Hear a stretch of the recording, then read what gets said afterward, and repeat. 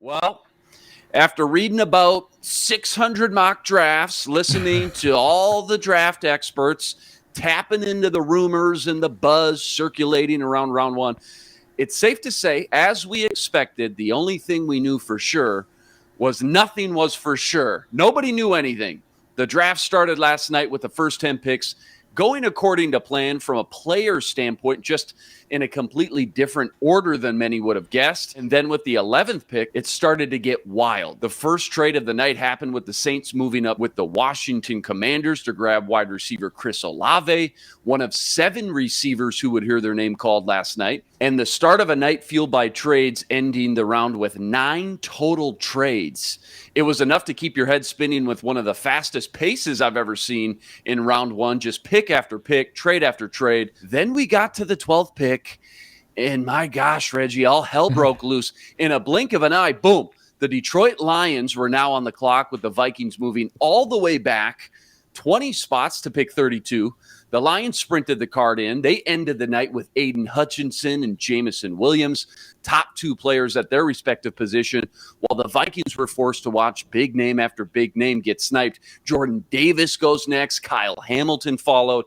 It was gut-wrenching for some fans as we spent the last few months targeting those players specifically, and to have them available and there for the taking, only to move all the way down, that stung, I think, for a lot of fans. In the end, though, Lewis Cine was the name on the card, safety out of Georgia, who I actually really like, Reggie, and we'll get into that in a moment. But for fans, they were left scratching their heads as Kwesi's first draft move as general manager.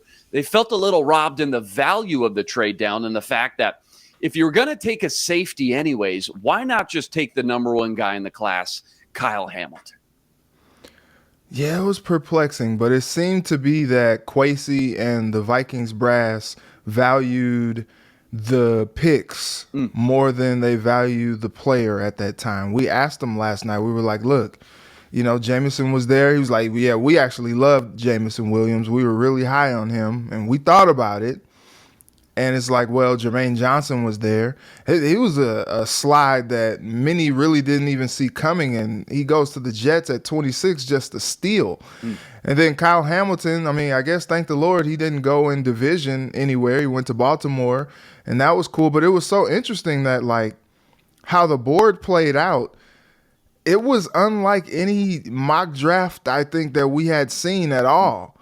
And it was funny because Olave went, and it was like, oh, okay, back-to-back Ohio State receivers, and then all of a sudden at 12, it's like, all right, the Vikings, here they go. Like, they got their pick of the litter almost, you know what I mean? And it's like, wow, the Lions are on the TV right now. It says the Lions are on the clock. The Vikings really didn't trade in division, did they?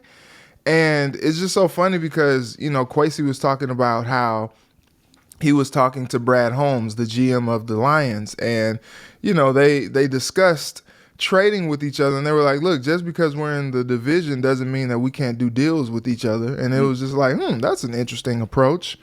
But it's just so interesting that with so many guys on the board at great value at the time, that they decided to trade back 20. It was just like, look, not only did they trade back, they didn't trade back a little bit. They traded back to the very end of the round. And it's just so interesting because it's like, man, you just don't know how the board is going to play out. And I know you have all these different scenarios and things like that. And they got Lewis Cine, who they're very high on, they're very excited about. And that's cool and all. But it's just like, man, like, you had Kyle Hamilton there for the taking if you were looking for a safety. And this guy has, all the skills to make so many people believe that he's going to be a dynamic player in this league for a long time. But the Vikings feel the same way about Lewis Cine, even though, they're high on Cam Bynum. Harrison Smith is still, Harrison Smith. You know what I mean? Like, he's still doing his thing there. And you just wonder, they still had Andrew Booth Jr. there on the board, which, with everything we've seen, he still looks to be in play for pick 34 as well, unless someone trades up to 33 to snatch him up. And so it's just so interesting. Like, you were waiting on this new Vikings brass to take a splash and really kind of, make their mark and their very first big move was to move down 20 spots, and it was very anticlimactic.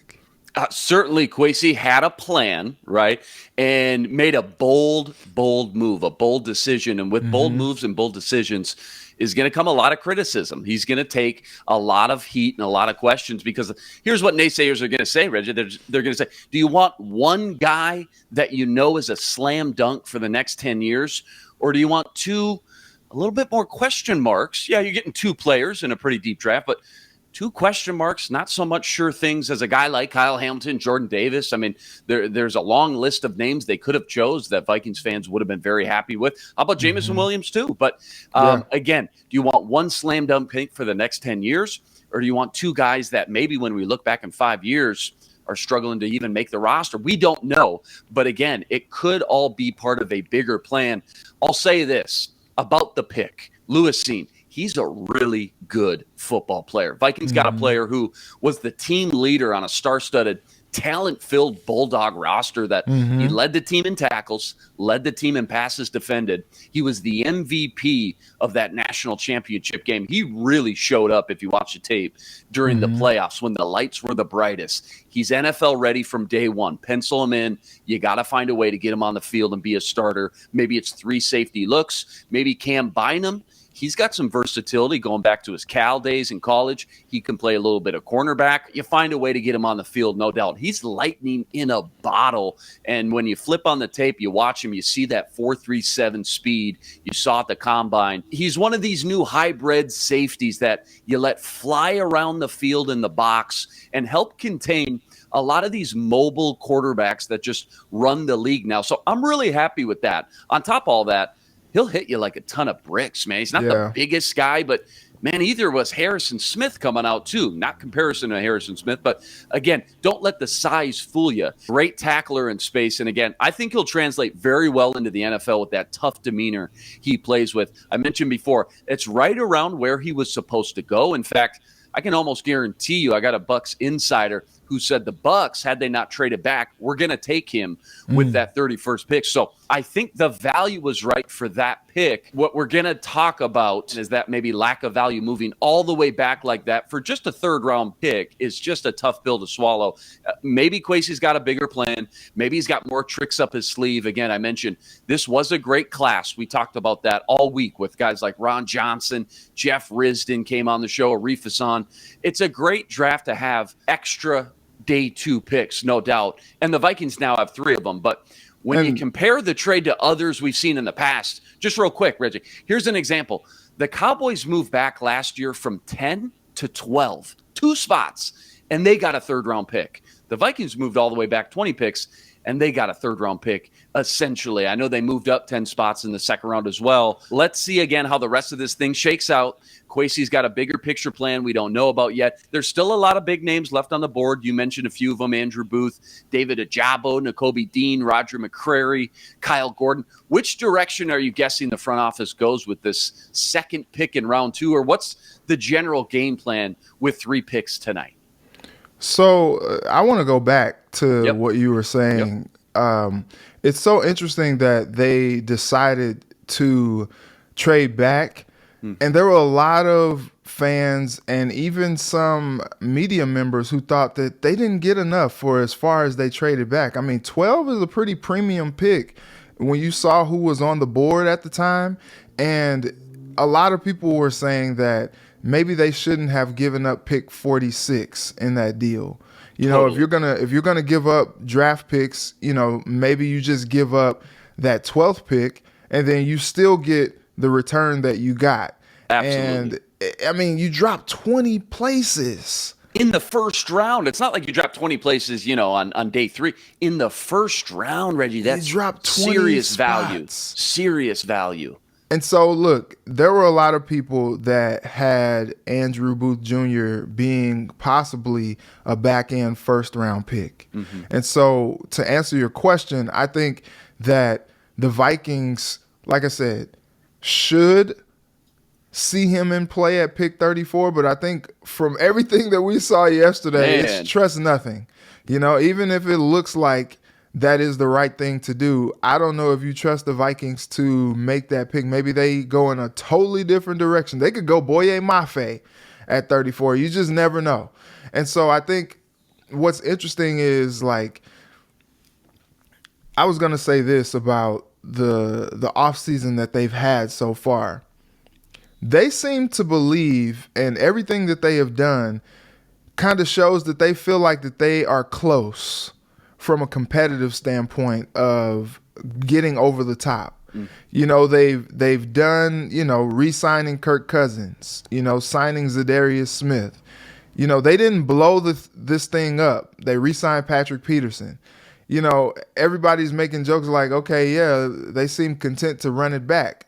And they seem to have the confidence that with a different, you know, mindset, different culture, different coaching, that this team could compete and make a play in the playoffs. And I think that this move in the draft just kind of goes along with that narrative. It's like they had a chance to get a premium pick at 12, and they decided to trade back. It seems to believe that they felt good with the spot that they're in, that they didn't have to force a decision or make a decision that they weren't, you know, specifically just too keen on making. And they decided, oh, we'll trade back and we still like our options there. Like, that's seemingly operating from a position of strength. And I think that frustrates fans, seeing how the last several years have played out, and also seeing that you go from a GM and Rick Spielman, who was known for trading down for value, and it seems like Kwesi like one-upped him. Not only did they trade down, they traded all the way down. We wake up this morning feeling like we're missing something. There's got to be more to this plan here because, like you said, I was fine with it before I found out they gave up the second round pick 46 as well. I was cool with it. I was fine. Great draft to have 4 picks today. But there's got to be more to it. And when I look at this second pick in the second round, pick 34, that's still a premium pick. I mean, that's basically a late first round pick. And with the lack of quarterbacks that went, I still feel like maybe there's a plan to just commit to this trade back philosophy and try to get more value out of that 34th pick, move back again, grab a couple more picks. Maybe a QB needy team wants to trade up for Malik Willis or Sam Howell or Matt Corral. There's a lot of them still sitting there. I have a hard time believing that it was just moving back that far in the draft, like you said, passing on premium players, blue chip type of players, day one, 5-7 year starters for a guy like Lewis Cine, who, again, no knock on him. I think he's a day one starter, but again, it just didn't seem like they got the value. And that's what we talked about all week. It's all about value in the draft. And we won't know for 3, 4, 5 years till the dust settles. We look back, but it didn't feel like they got the right value. Let's see what they do with this 34th pick, if they use it on a player or if they move back. Now,